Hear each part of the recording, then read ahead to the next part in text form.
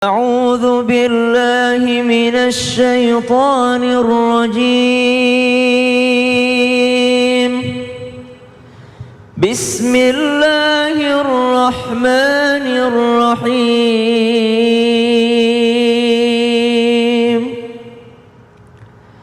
ألم تر كيف فعل ربك بأصحاب الفيل ألم يجعل كيدهم في تضليل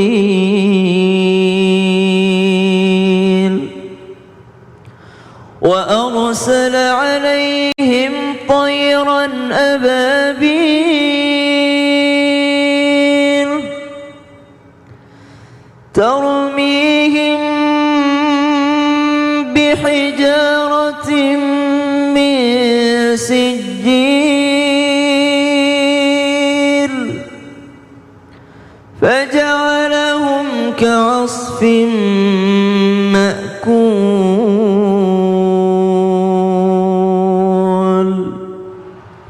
Kelahiran manusia yang paling sempurna diiringi dengan kejadian besar yang Allah ceritakan langsung di dalam Al-Quran dengan tema Al-Fil, pasukan gajah, di mana pada saat itu Raja Abraha dengan 60.000 pasukannya dan jumlah gajah yang banyak datang untuk menghancurkan Ka'bah yang mulia.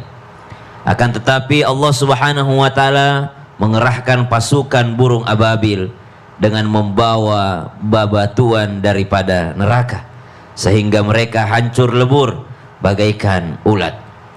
Dari sini pada tahun inilah lahirlah sosok yang paling mulia, yang paling sempurna, yang kita lihat dari sisi mana saja kita akan mendapati kesempurnaannya. Sangat mudah mencintai sosok ini karena tidak ada sedikit pun kekurangan pada dirinya. Dialah Sayyiduna Muhammadin sallallahu alaihi wasallam. Allahumma salli wa sallim. Allahumma salli wa sallim. Terima kasih guruku. Sama-sama. Baik Ustadz Maulana, kita balik lagi nih biar semangat yuk. Jamaah. Oh jamaah. Alhamdulillah. Baik, kita masih dalam tema Masya Allah, beruntungnya kami menjadi umatmu ya Rasulullah. Karena ternyata umat Nabi Muhammad SAW itu banyak istimewa. Dan hari ini kita bahas. Iya, tadi sempat ketahan tuh ya. Yang pertama baru berniat sudah dapat pahala. Iya. Yang kedua doanya diijabah. Doanya dijabah. Jadi saksi. Wow. Jadi semua malaikat jadi saksi keistimewaan umatnya Rasulullah Sallallahu Alaihi Wasallam. Niat, kemudian doa dijabah. Nah, yang terakhir nih, kalau ngomongin masalah tobat, bener nggak nih tobatnya umat Nabi Muhammad Sallallahu Alaihi Wasallam? Di mana aja boleh kita bertobat? Silakan guru. Izin Habib dan Sasams. Bismillahirrahmanirrahim. Kepada semua jamaah dimanapun berada, salah satu keistimewaan menjadi umat Nabi besar Muhammad Sallallahu Alaihi Wasallam diberikan keistimewaan ya, sebagaimana Nabi Adam alaihissalam berkata, tobatku hanya diterima ketika berada di kota Mekah, sedangkan umat Nabi besar Muhammad SAW bertobat dimanapun tempatnya, lalu Allah menerima tobat mereka. Inilah keistimewaan menjadi umat Nabi besar Muhammad Sallallahu Alaihi Wasallam. Kenapa? Karena umat Nabi besar Muhammad SAW diberikan keistimewaan boleh tobat di mana saja, tidak mesti pergi ke Mekah. Kalau ibu mau ke Mekah baru tobat, angkat tangan yang pernah ke Mekah, angkat tangan yang pernah ke Mekah, angkat tangan yang belum pernah ke Mekah, angkat tangan. Seandainya nanti diterima tobat di Mekah, nggak tobat nih. Itulah keistimewaan umat Nabi Muhammad, diberikan keistimewaan. Mau tobat di mana saja boleh, di saat kapan pun boleh, di siang hari tobat boleh, di malam hari boleh, bahkan ditunggu tobatnya meskipun dia sudah berbuat dosa, ditunggu 6 jam. Jangan sampai dia mau bertobat. Itulah keistimewaan menjadi umat Nabi besar Muhammad SAW. Kebayang nggak Nabi Adam dan Hawa makan wahudi dan tidak diterima tobatnya? Kapan diterima tobatnya?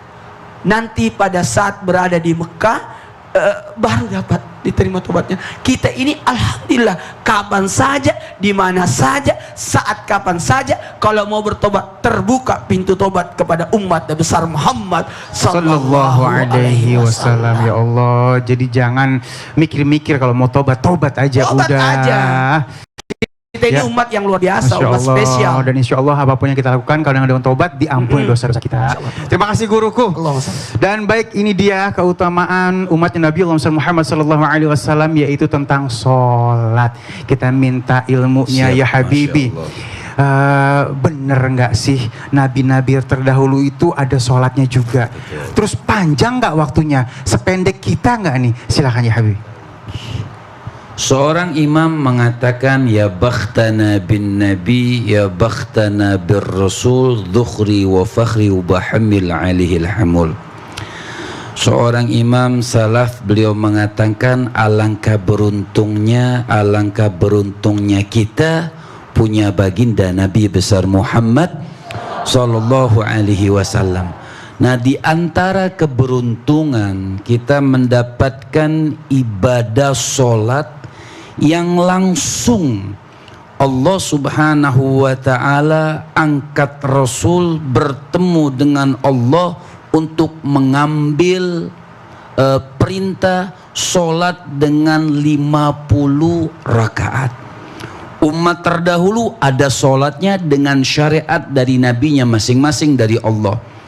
Dan kita umat Nabi punya syariat sholat dari Allah subhanahu wa ta'ala 50 rakaat. Kama huwa masyhur, seperti yang sering kita dengar ceritanya ketika Isra wal Mi'raj. Nabi sampai bertemu kepada Allah subhanahu wa ta'ala untuk mengambil perintah sholat atau ajaran daripada Allah subhanahu wa ta'ala. Nabi turun, di situ ada negosiasi. Turun bertemu dengan pada Nabi Musa. Nabi Musa mengatakan, naik lagi kau kepada Allah, bertanya lagi, minta keringanan. Kenapa? Umatmu tidak akan sanggup untuk mendapatkan 50 rakaat. Allah tahu, intinya Allah tahu ini akan menjadi 5 rakaat. Nah, akan menjadi 5 waktu sholat, bukan 5 rakaat. Naik lagi Nabi Muhammad, naik lagi Nabi Muhammad, sampailah kemuliaan itu diringankan oleh Allah subhanahu wa ta'ala menjadi 5 waktu sholat. Dan 5 waktu sholat kemuliaan umat Nabi Muhammad tidak mengurangi daripada 50 waktu sholat. Karena satu sholat nilainya 10 dikali 5 waktu menjadi 50. Itu keuntungan kemuliaan kita nih sebagai umat baginda Nabi besar Muhammad sallallahu alaihi wasallam. Tapi Syekh Sulaiman Bujairimi mengatakan lagi, bukan itu intinya. Bukan itu intinya. Intinya bagaimana? Allah tahu itu akan menjadi 5 rakaat. Tapi di sini intinya kita bangga punya Rasul sallallahu alaihi wasallam. Kenapa? Di dunia saja Nabi Allah sampai muliakan ketika Allah izinkan diantaranya memberikan syafaat keringanan sholat kepada umatnya. Di situ intinya. Jadi ada syafaat daripada Rasul sallallahu alaihi wasallam mubaraka alaihi wa ala ali kepada umatnya, sehingga Nabi bisa minta memohon kepada Allah subhanahu wa ta'ala yang tidak sampai memberatkan umatnya daripada 50 rakaat menjadi 5 rakaat. Subhanallah. Oleh karena itu pantas tadi seorang imam mengatakan, ya bakhtana bin nabi, ya bakhtana bir rasul. Alangkah beruntungnya nih kita nih semuanya, apalagi di tanggal 12 Rabiul Awal punya baginda Nabi besar Muhammad sallallahu alaihi wasallam. Apalagi keberuntungan itu kita iringi, ikuti apa yang diajarkan oleh Nabi, contoh apa yang dicontohkan oleh Rasul sallallahu alaihi wasallam. Insyaallah kita akan lebih mendapatkan syafaatul uzma di hari kiamat, di padang mahsyar. Insyaallah kita semuanya dipeluk oleh baginda Nabi besar Muhammad Sallallahu alaihi wasallam. Ya Allah, langsung getar hati kita semua nih ya.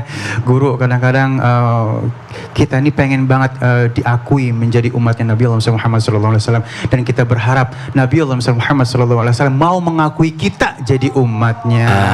Amin. Aduh, terima kasih guru ilmunya. Sama-sama. Udah tambah tajam ya, udah nyampe ke sholat. Nah, sekarang ini kita minta kepada guru kita nih Allah Subhanahu wa taala, Ustaz Syam. Ustaz Syam, ini berbondong-bondong orang ingin menjadi umatnya Nabi Allah Muhammad SAW. Siapa saja? Siapa saja. Sampai Nabiullah Isa, beliau pun ingin dijadikan umatnya Nabi Allah Muhammad SAW pada saat dibangkitkan nanti. Nah, ini gimana ceritanya? Silahkan guru. Baik, sebelumnya jamaah di studio, guru-guruku, serta jamaah di rumah, kita buka dulu Al-Quran Surah Ali Imran ayat 164. A'udzu billahi minasy syaithanir rajim. Bismillahirrahmanirrahim. Laqad manna Allahu 'alal mu'minina idh ba'atha fihim rasulan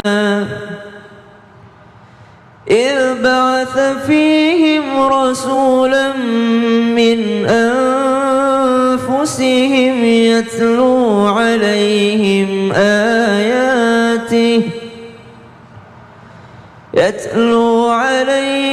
ayatihi wa yuzakkihim wa yu'allimuhumul kitaba wal hikmah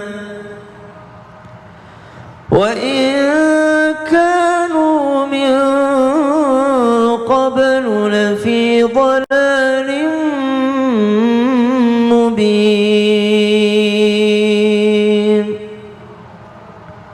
Sungguh Allah telah memberikan karunia yang amat besar kepada orang-orang beriman, yakni ketika Allah mengutus seorang Rasul, yaitu Sayyiduna Muhammadin sallallahu alaihi wasallam di tengah-tengah mereka dan dari kalangan mereka sendiri, yang senantiasa membacakan kepada mereka ayat-ayat Allah, menyucikan jiwa mereka, dan mengajarkan kepada mereka Al-Quran dan hikmah, meskipun sebelumnya mereka benar-benar dalam kesesatan yang nyata.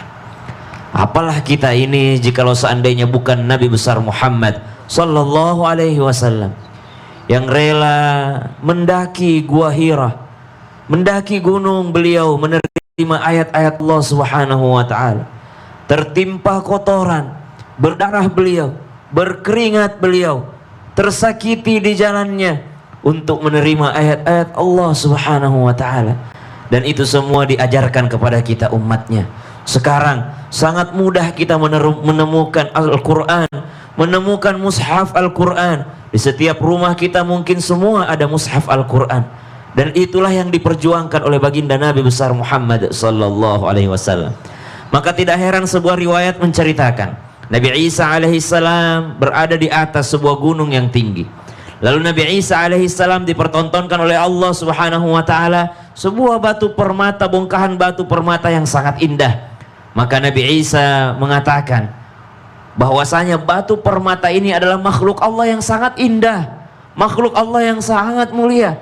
Maka Allah Subhanahu wa taala mempertunjukkan kepada Nabi Isa alaihissalam, wahai Nabiullah, wahai Isa, masih ada yang lebih indah, lebih berkilau daripada batu permata yang engkau lihat di hadapanmu. Maka Allah pun membelah daripada batu permata itu. Lalu terlihatlah sesosok laki-laki yang sedang beribadah. Maka Nabi Isa mengatakan, laki-laki ini jauh lebih indah dan berkilau dibandingkan permata yang membungkusnya. Berapa lama dia sudah beribadah ya Allah? Maka Allah pun menjawab, orang ini telah beribadah sejak 400 tahun yang lalu. Dia hanya berzikir, bertasbih, memuji kepada aku. Lalu Nabi Isa AS, masih adakah orang yang lebih mulia daripada orang yang beribadah ini? Maka Allah Subhanahu wa taala pun menjawab, masih ada. Dia adalah nabi akhir zaman, yaitu kekasihku Sayyiduna Muhammad sallallahu alaihi wasallam. Maka Nabi Isa pun berharap agar dia bisa bertemu dan menjadi umat baginda Nabi besar Muhammad sallallahu alaihi wasallam. Kita Bu tanpa meminta, alhamdulillah kita telah menjadi umat baginda Nabi besar Muhammad sallallahu alaihi wasallam. Tinggal kita bagaimana mencintai, mengikuti dan memuliakan baginda Nabi sallallahu alaihi wasallam. Aduh ya Allah, jadi kita harus berbangga. Selain berbangga, kita isi dengan apa yang dicintai Rasulullah dan dijauhkan yang kita dibenci Rasulullah. Masya Allah, kadar cinta itu diukur dengan kadar mutaba'ah. Bagaimana engkau mengikutinya, begitulah kadar cintamu padanya. Allahumma shalli ala sayyidina Muhammad. Terima kasih guru. Sama-sama. Ya, aduh, ya masya Allah. Mudah-mudahan kita semua mendapatkan syafaat dari Nabi Allah Muhammad sallallahu alaihi wasallam. Amin ya rabbal alamin. Baik, sekarang kita masuk ke dalam segmen Tanya Dong Ustadz. Mari semua tanya dong Ustadz. Baik, alhamdulillah sudah masuk lagi pertanyaan dari Akmaluddin ya. Assalamualaikum. Waalaikumsalam. Ustadz, saya pengen banget ikutan maulid Nabi, tapi kata keluarga saya jangan karena itu bid'ah. Ya. Nah, ya, saya harus seperti apa Ustadz? Soalnya ada yang bilang kalau nggak suka maulid sama dengan nggak suka Nabi Muhammad sallallahu alaihi wasallam. Mohon maaf, ini ya Habib langsung yang jawab nih. Siap. Silakan Habib. Allah Subhanahu wa taala mengatakan, "Falladzina amanu bihi wa 'azzaruhu wa nasaruhu wattaba'u nuralladzi unzila ma'ahu ulaika humul muflihun." Allah mengatakan falladzina amanu bihi, orang yang beriman sama Nabi, percaya sama Nabi, cinta sama Nabi sallallahu alaihi wasallam, mubaraka alaihi wa ala alihi, senang sama Rasul sallallahu alaihi wasallam. Apakah cuman senang? Orang mengatakan, "Oh, saya kan ngikutin Nabi." Apakah cukup dengan senang? Tidak. Allah yang mengatakan tidak cukup hanya senang, yang mengatakan wa azzaruhu, bahkan Allah mengatakan memuliakannya, mengagungkannya. Orang memuliakan Nabi bukan mengkultuskan. Tidak ada yang mengatakan umat Islam Nabi itu anak Tuhan misalnya, tidak ada. Artinya maulid Nabi itu kita wa madhu rasulillahi wal ali gurbatun, memuji Nabi, keluarga Nabi, gurbatun, merupakan suatu kedekatan kita kepada Allah Subhanahu wa taala. Jadi maulid itu memuji Nabi, wa azzaruhu, memuliakan Nabi, mengagungkan Rasul sallallahu alaihi wasallam. Allah mengatakan wa azzaruhu, mengagungkannya. Apakah Allah kasih cara untuk mengagungkan Nabi? Kan tidak dikasih cara. Jadi boleh dengan cara maulid, dengan cara sedekah, dengan cara berpuasa, dengan cara ngumpulin anak yatim, boleh saja. Dengan cara bersolawat yang banyak kepada baginda Nabi besar Muhammad sallallahu alaihi wasallam, mubaraka alaihi wa ala alihi. Saya tidak pernah mengatakan, atau orang mengatakan orang yang tidak mau maulid itu artinya berarti tidak suka sama Nabi. Tidak. Orang yang maulid berarti dia suka sama Rasulullah. Orang yang tidak mau maulid, mungkin dengan caranya dia bermaulid, berpuasa, berarti dia senang sama Nabi Muhammad. Yang salah yang melarang-larang ya. Yang melarang-larang itu tidak bagus. Melarang orang sholawat, memuliakan Nabi. Karena memuliakan Nabi perintah. Kita memuliakan Nabi, bukan orang yang suruh, bukan ustadz yang suruh, bukan kiai yang suruh. Siapa yang suruh kita memuliakan baginda Nabi besar Muhammad? Allah Subhanahu wa taala. Allah katakan falladzina amanu bihi wa azzaruhu, yaitu memuliakan Rasul. Bukan hanya memuliakan, wa nasaruhu, yaitu membantu syiar ajaran Rasul. Maulid syiar. Di dalam maulid ada ceramah, di dalam maulid ada sedekah, di dalam maulid disebutkan ayat, di dalam maulid Masya Allah kita ceritakan tentang Allah, di dalam acara maulid kita ceritakan tentang sejarah Rasul sallallahu alaihi wasallam, mubaraka alaihi wa ala alihi. Kemudian wattaba'u nuralladzi unzila ma'ahu. Kemudian yang keempat, syurut menjadi orang yang beruntung, kata Allah Subhanahu wa taala, wattaba'u nuralladzi unzila ma'ahu, mengikuti cahaya yang diturunkan kepada Nabi. Apa cahaya yang diturunkan kepada Nabi? Al-Quran. Jadi ada empat: beriman, percaya, cinta betul kepada Rasul sallallahu alaihi wasallam. Yang kedua, mengagungkan Nabi sallallahu alaihi wasallam. Ketiga, membantu syiar, mensyiarkan apa yang diajarkan oleh Rasul sallallahu alaihi wasallam. Keempat, yaitu mengikuti Al-Qur'an yang diturunkan kepada baginda Nabi besar Muhammad sallallahu alaihi wasallam. Apa kata ayat selanjutnya? Allah Subhanahu wa taala mengatakan, ulaika humul muflihun. Mereka akan menjadi orang yang beruntung. Jadi kalau pengen beruntung, cintai Nabi, muliakan Nabi. Kenapa? Nabi itu memuliakan umatnya dengan doa-doanya. Nabi tidak mau umatnya masuk neraka. Allah, boleh tepuk tangan dulu yuk. Insya Allah. Ani jadi ingat doa selamat. Doa selamat yang pertama kan Allahumma inna nas'aluka salamatan fid din. Nah ini kalau misalnya agamanya benar, pemahamannya benar, selamat ya guru ya. Insya Allah. Tapi Ini kan syukur Nabi itu dibangkitkan atau dilahirkan buat kita, baginda Nabi besar Muhammad sallallahu alaihi wasallam. Terima kasih guru ilmunya. Baik, dan sekarang kita mau dengarkan informasi dari guru kita. Ada Ustadz Maulana dan Ustadz Syam, boleh ke depan ya. Benar banget. Iya. Buat semua jamaah yang ada di rumah dan semua yang ada di studio, dengar nih, ada informasi yang sangat menarik. Apa tuh, Ustaz? Ya, nih buat jamaah yang mau zakat, infak, sedekah, bahkan wakaf, sekarang sudah mudah banget dan praktis. Masya Allah, sekarang nih ada lembaga Ziswaf CT Arsa yang sistem manajemennya transparan. Bahkan pembayaran zakat melalui Ziswaf CT Arsa tidak dipotong hak amil zakat, karena seluruh biaya operasional sudah ditanggung oleh grup perusahaan CT Corp. Ziswaf CT Arsa memberikan bantuan kepada mereka yang membutuhkan dan juga menyalurkan untuk bidang kesehatan, pendidikan, pemberdayaan, dan kemanusiaan. Masya Allah. Jadi jamaah, langsung aja yang mau sedekah, zakat, ataupun wakaf bisa langsung kirim ke nomor rekening ataupun scan barcode yang ada di bawah ini ya. Masya Allah. Terima kasih guruku ilmunya ya. Jangan kemana-mana, tetap bersama kami di Islam itu Indah. Jamaah Alhamdulillah.